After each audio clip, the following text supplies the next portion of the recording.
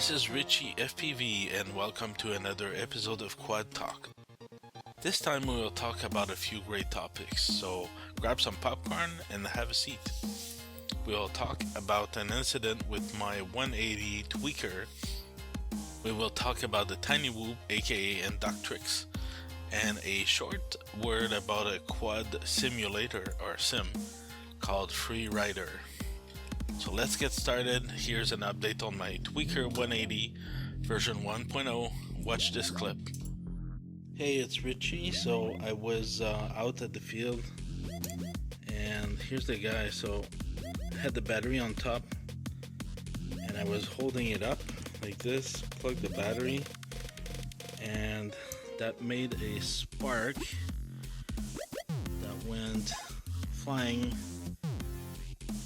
on top of the PDB right here, and it was kind of like diagonal, kind of like, and here there's like that positive negative. It just like it just crossed everywhere,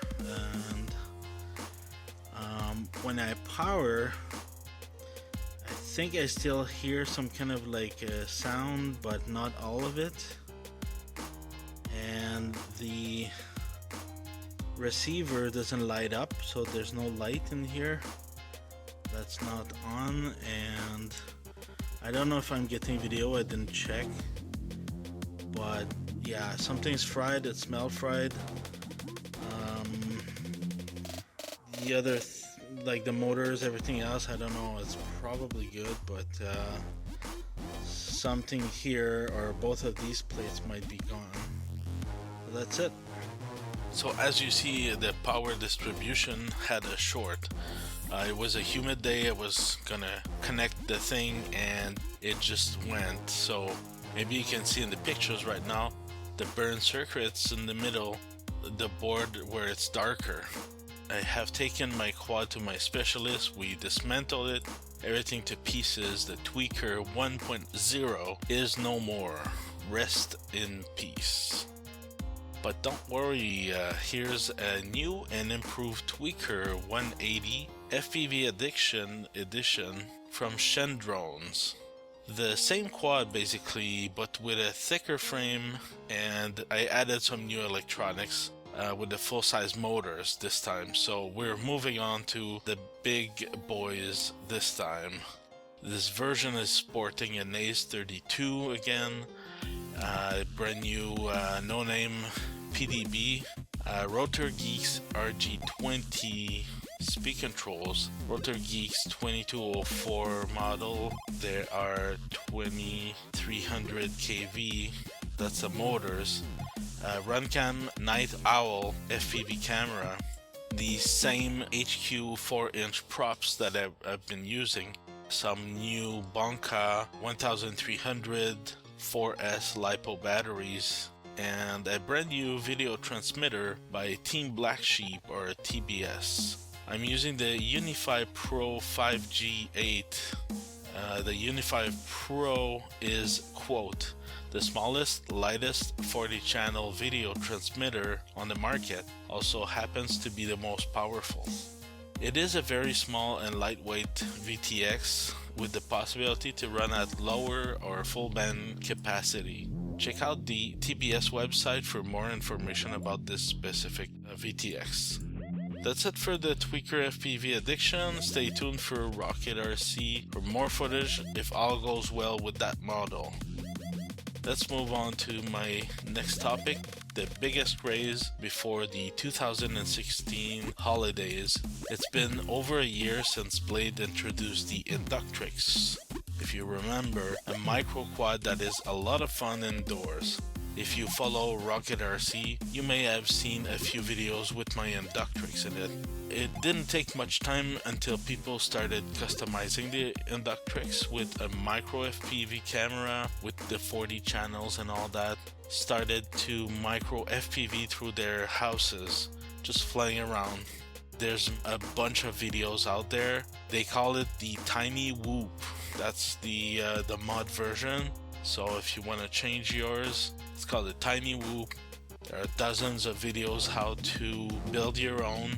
I will probably make a short one to give you some pointers. So the tiny whoop is based on the stock Inductrix. All you need is mud motors, a micro FPV, and VTX all-in-one camera, some tape or elastics, double-sided tape, whatever, something to mount your camera, and a better battery. The stock 150 milliamp seems to be just good enough for a couple minutes, 3 minutes maybe. So going up to a 180 or 200 would be ideal. Some companies sell that, and Blade is coming with a 200. So I just completed my build.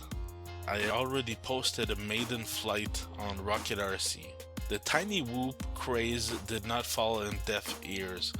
Blade heard it loud and clear, and they recently announced 2 new products: the Inductrix FPV as a ready-to-fly and the bind and fly version, or RTF and BNF. So the RTF will come complete with transmitter, 40-channel monitor, same thing with the camera, so you can set it up to what you need. It is extremely cool, and it's sold around 200 US. The bind and fly version will be only 99 US. The LiPo that comes with it, I mentioned it, is the 1S 200 milliamp LiPo. We can bet on some fun indoor playing and racing during the coming winter. Moving on to my last topic, I wanted to give you a very quick information about an affordable race quad simulator or sim called FreeRider. To run FreeRider on your PC, you will need the following: a transmitter such as a Spectrum DX6, for example. That's what I'm using. Second, you need a 22-in-1 USB cable for flight simulators. I bought mine off of Banggood for about 10 bucks. Banggood.com. And I also run the USB on the switch called G5 G7 with my Spectrum transmitter. The other switches doesn't seem to work for me, so that seems to be the one to use. In the third place, you actually need the program. So you buy for 10 bucks the cable, and for an additional 5 bucks you buy the actual program, which is called FreeRider. It does come with a free version, which you have only one level, but for 5 bucks you will get the full version. FreeRider is fun, useful, and cheap. It is by no means perfect. It can certainly get you in the mood for flying. The levels are okay, the controls are not as real as the real thing, but for the price it's better than no simulator. I took a photo of some of the basic settings that you can run for your quad if you want to try it. Check it out and have some fun with that sim. So far, I'm having a good time with it. That's all for this edition of Quad Talk. I hope you'll join me in upcoming adventures. Until then, happy flight and be safe out there.